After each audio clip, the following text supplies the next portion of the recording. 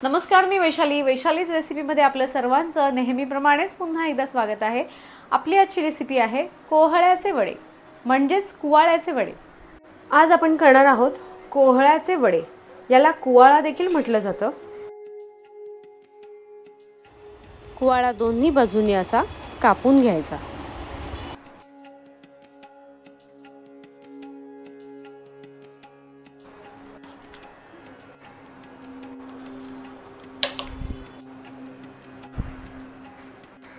आपण घेतलेला कुवाळा कापून त्याचे असे तुकडे करून घेतलेले आहेत।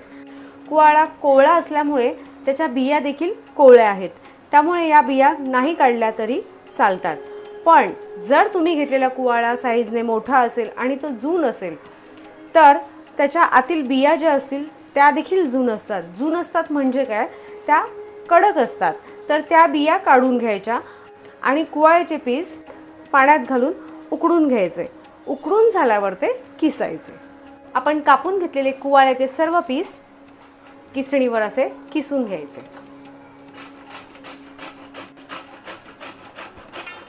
आपला कुवाळा किसून देखील झालेला आहे। याला असं पाणी सुटतं।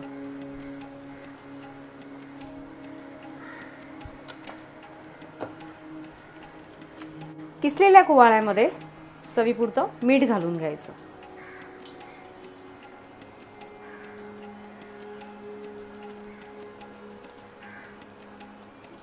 आपण घेतलेलं मीठ मिक्स करून झाल्यावर यामध्ये थोडंसं गव्हाचं पीठ ॲड करायचं आणि तांदळाचं पीठ।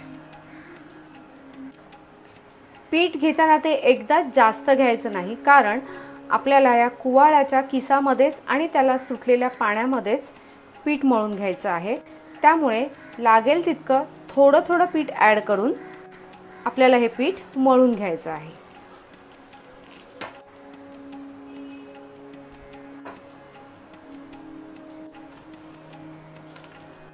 आपण जेव्हा किसलेल्या कुवाळ्यामध्ये मीठ ॲड करतो तेव्हाच यामध्ये हळद देखील घालून घ्यायची। आपली हळद घालायची राहून गेली, त्यामुळे मी आता ॲड करते आणि ती व्यवस्थित मिक्स देखील करून घ्यायची।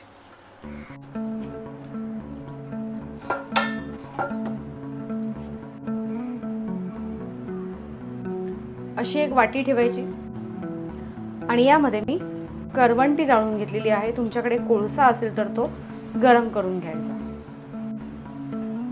आणि यावर थोडंसं तूप घालून घ्यायचं आणि असं पटकन झाकण ठेवायचं, म्हणजे आपण दिलेला स्मोक पूर्ण पिठाला लागतो आणि आपल्या वड्यांना चुलीवरचा फ्लेवर येतो। 15 ते 20 मिनिटं हे असंच पीठ ठेवून द्यायचं। आपल्या पिठाला 20 मिनिटं झालेली आहेत।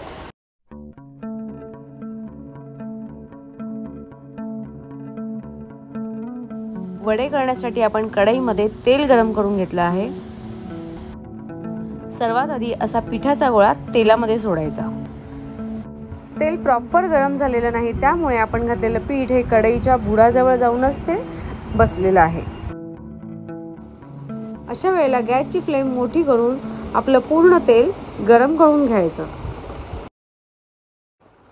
आणि जर तेच पीठ वर आलं आणि पटकन त्याचा कलर चेंज झाला की समजून जायचं की आपलं तेल प्रमाणापेक्षा जास्त गरम झालेलं आहे। अशा वेळेला गॅसची फ्लेम कमी करून आपलं तेल थोडं थंड करून घ्यायचं। त्यामुळे आपले वडे तेलात घातल्या घातल्या करपत नाहीत आणि ते कच्चे देखील राहत नाहीत।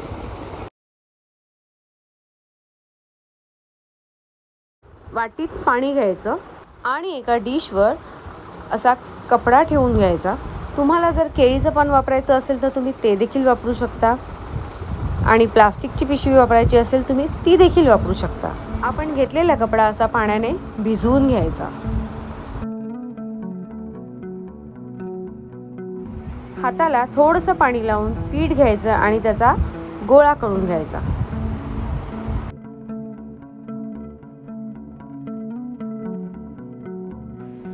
पिठाचा गोळा असा ठेवायचा आणि पुन्हा हाताला पाणी लावून आपला गोळा पाहिजे तितका मोठा आणि पातळ थापून घ्यायचा। त्यामुळे तो छान तळला जातो आणि पातळ असल्यामुळे कच्चा देखील राहत नाही. आपण थापलेला वडा जर जाड असेल तर तो व्यवस्थित तळला जात नाही आणि खाताना पीठ लागतं. वडा थापून झाल्यावर तो असा हातावर घ्यायचा आणि कढईमध्ये तो एका बाजूनेच हळूवार तेलात सोडून द्यायचा.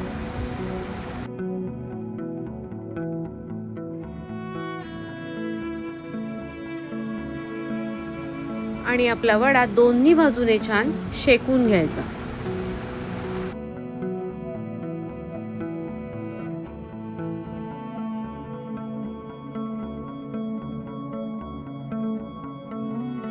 वडा तळून झाल्यावर तो एक बाजूला घेऊन त्यातलं तेल देखील नितळवून घ्यायचं.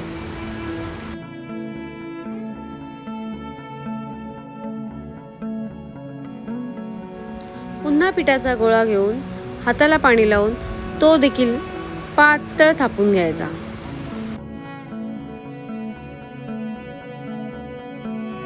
आणि असा हातावर घेऊन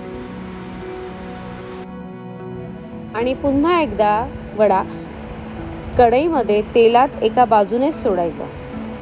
त्यामुळे तेलही उडत नाही आणि तेलाचा हाताला चटका देखील लागत नाही. पुन्हा आपण घातलेला वडा सेम पद्धतीने तळून घ्यायचा.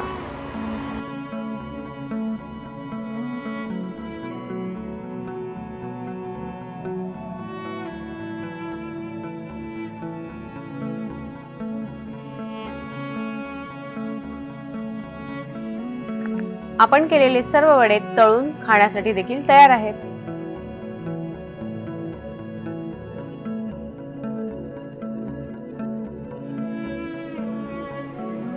आपण ज्या पद्धतीने वडे केले त्याच पद्धतीने जर तुम्हीही कराल तर तुमचेही वडे